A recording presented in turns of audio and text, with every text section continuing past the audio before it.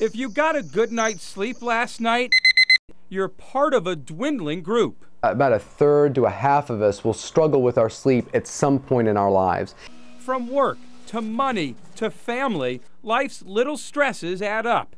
And not only is that stress keeping many of us up at night, Understand that if your sleep is not good, it can be affecting lots of different parts of your life. it turns out it can be a matter of life and death. Perhaps no one knows that better than T.A. Kegley, starting another day off with a 4-mile run. These days he's a fitness guru in the best shape of his life, the picture of health. But it wasn't so long ago he tipped the scales at almost 350 pounds, suffering from diabetes, not to mention blood pressure, kidney, and urine tract problems.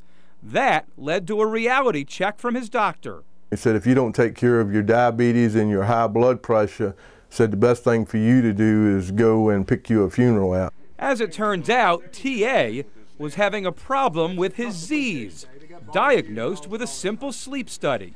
45 minutes into it, the lady came in and she says, you quit breathing about 57 times in the first 45 or 50 minutes.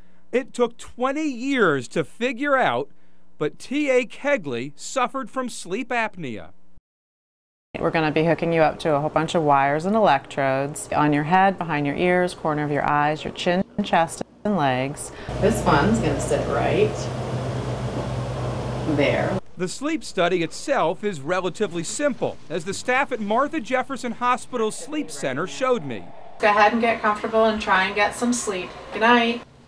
While I sleep, And this gives us all of the different sleep stages. Robin Black, a registered polysomnographer, keeps an eye on everything, from my heart rate There were some irregular heartbeats. to brain activity to any respiratory disturbances. So after watching Steve sleep for about 5 hours so far, the biggest thing I see going on with his sleep is that he seems to grind his teeth. The tooth grinding seems to wake him up from sleep.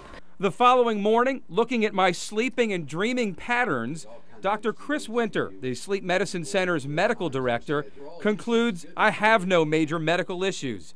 I'm just sleep deprived. If there's anybody I can talk to on your behalf that maybe get you a better schedule and more sleep, I'd be happy to do it At work for you. and at home? Yeah, You'd be yeah, willing to do absolutely, that? absolutely, yeah.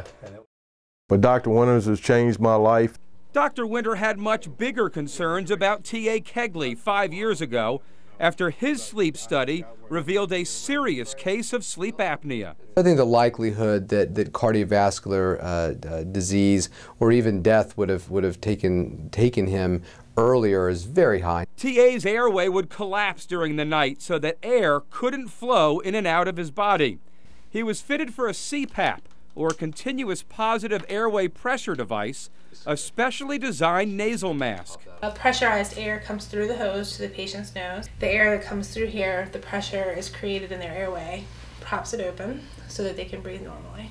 He started using the CPAP to sleep at night, and Dr. Winter didn't hear from him again until... And eventually he kind of resurfaced a year and a half later and walked in and said, hello, and my name is Dr. Winter, what can I do for you today? And he sort of looked at me and said, it's me, you know, and I kind of looked at the chart and didn't even recognize him. T.A. Kegley was 166 pounds lighter after getting his sleep apnea taken care of, and that was just the tip of the iceberg. And by getting the sleep apnea took care of, the blood pressure came back in line, the sugar came back in line. Dr. Winter helped T.A. get his health and his life under control because T.A. recognized that he had a problem. That's not usually the case. Something like 83% of men and 92% of women who have sleep apnea right now are walking around undiagnosed. Ironically, in the end, it's the person lying next to most sufferers that leads them to a sleep study, a diagnosis, and eventually a good night's sleep. A lot of times it's their spouses that tell them they need to do this. They're tired of getting elbowed in the ribs and getting the bruises.